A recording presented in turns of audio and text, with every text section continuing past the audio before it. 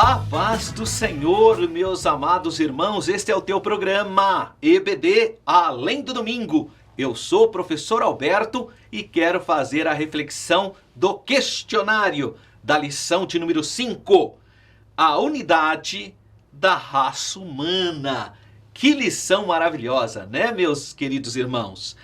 Primeira questão: a que se deve o aparecimento do ser humano no universo?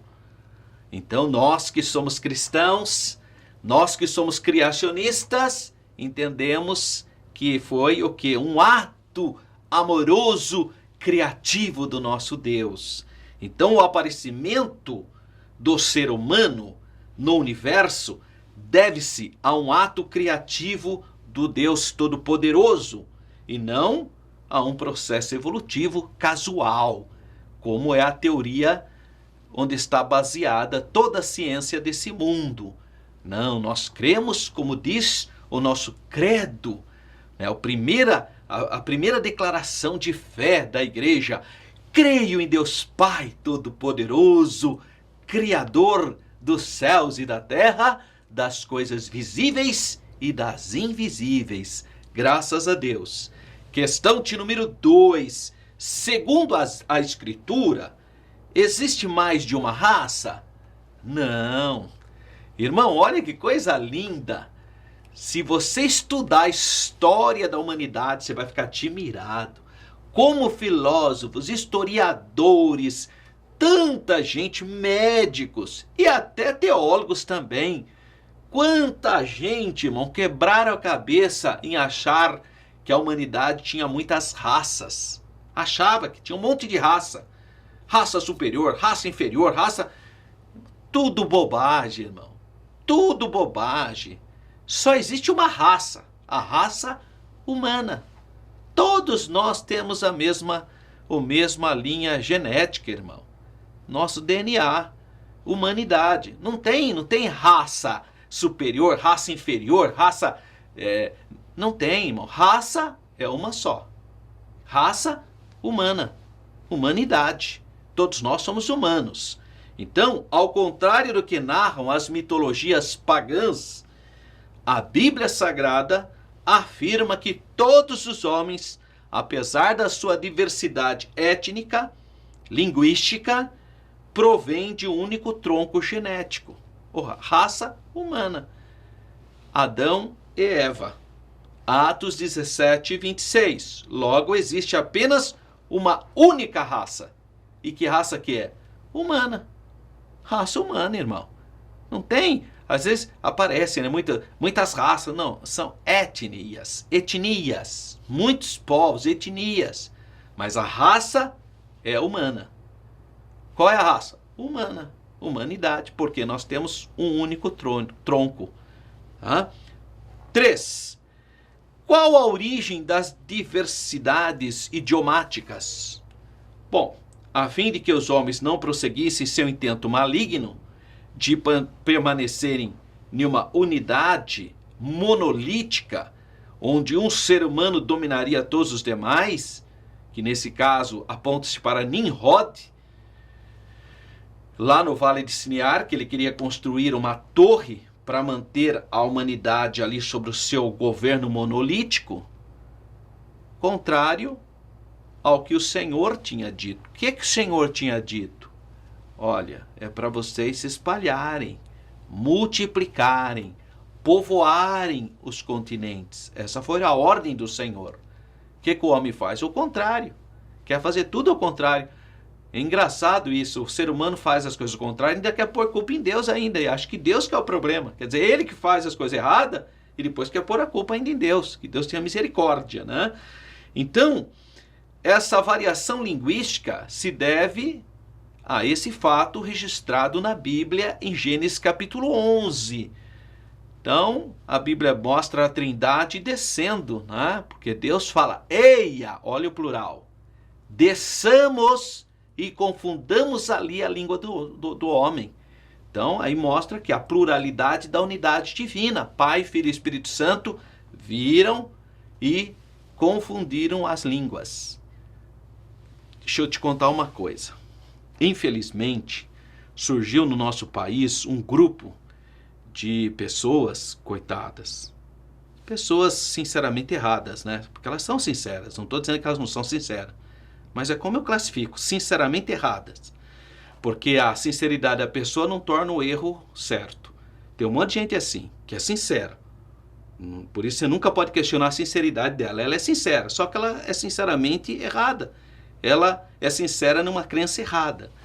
Então tem muita gente sinceramente errada que pensa que a língua hebraica é a língua original. Olha que simplicidade, irmão. A língua hebraica, irmão, não é a língua que Deus falou com Adão. Ah, não é, pastor? Não, irmão. Não é a língua. Como que nós sabemos disso? Porque a língua hebraica é uma língua que se formou posteriormente. Por exemplo, você sabia que Abraão, o pai do povo de Israel, que fala o hebraico, não falava hebraico? Abraão era de Ur dos caldeus, portanto ele falava aramaico. Então o aramaico é muito mais antigo do que a língua hebraica, irmão.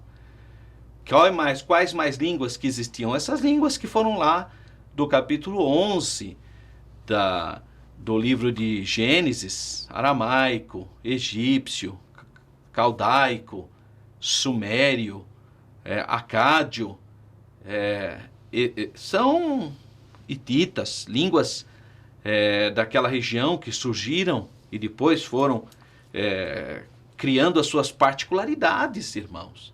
E a língua hebraica só se formou, basicamente, com Israel ao entrar em Canaã. Se você vê com atenção, o próprio Abraão falava cananeu também, porque ele morou em Canaã.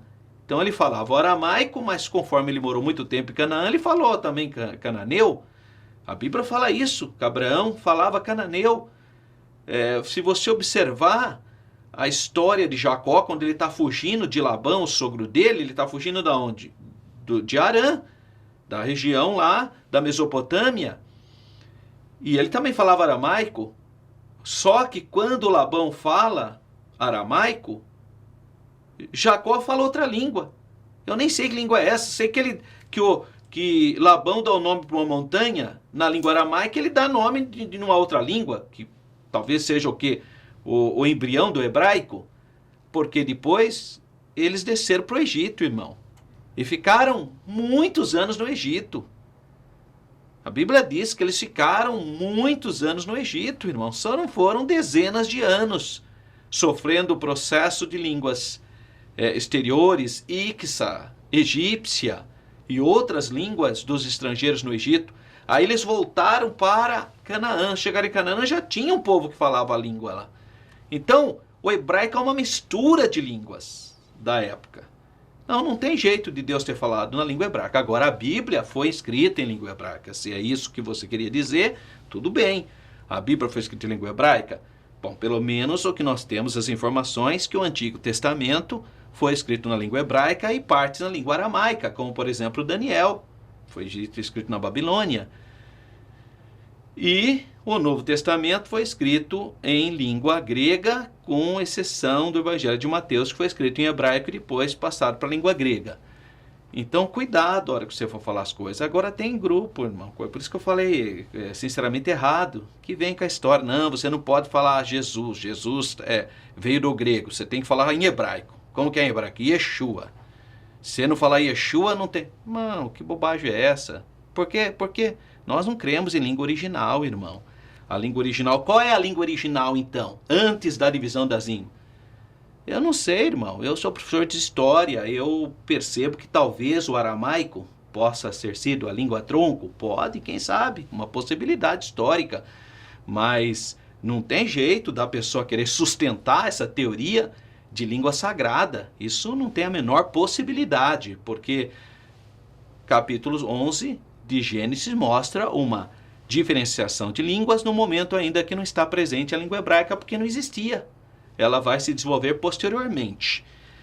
A questão de número 4. Por que todos pecamos em Adão? Isso é muito importante, irmão. Mas é muito importante. Por quê? Porque tem muita gente que acha que Adão pecou, eu não estava lá, não tenho nada com isso. Quem fala isso? Os mormons falam isso. Os muçulmanos e outros grupos judeus não acreditam no pecado original, porque eles não têm a revelação do Novo Testamento. O apóstolo Paulo, em Romanos capítulo 5, vai mostrar a doutrina do pecado original. Então, a resposta aqui, enquanto o pecado de Adão fosse particular, suas consequências foram universais. Em Adão, toda a humanidade pecou. Em Cristo, toda a humanidade será salva, né? Quem crer. Então, porque ele é o pai, Adão é o pai representante do gênero humano. Então, Romanos capítulo 5 vai discorrer sobre a doutrina do pecado original. Em Adão, a humanidade pecou. No primeiro Adão, no segundo Adão, que é Cristo. Quem tem fé em Cristo será restaurado. E a última questão, a de número 5. Como Cristo desfez o pecado de Adão? Através da sua morte expiatória. Ele venceu a morte, resgatando-nos completamente do pecado. Efésios capítulo 2, versículo de número 15.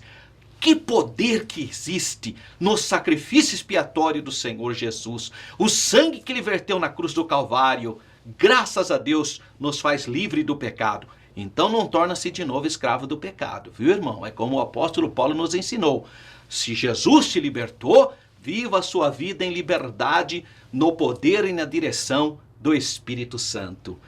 Fique na paz do Senhor.